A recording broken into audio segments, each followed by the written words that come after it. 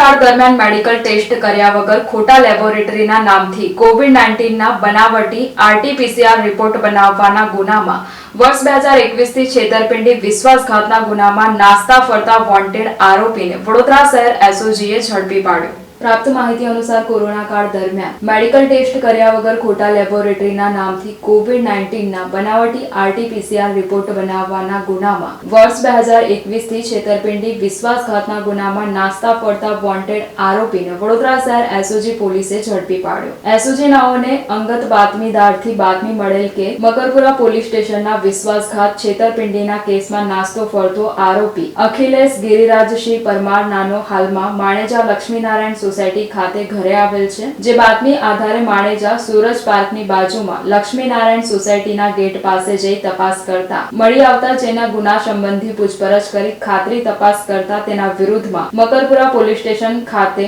મુજબના ગુનામાં નાસ્તો ફરતો વોન્ટેડ હોય જેથી તેના વિરુદ્ધ કાયદેસરની કાર્યવાહી કરી મકરપુરા પોલીસ સ્ટેશન ખાતે સોંપવામાં આવેલ છે।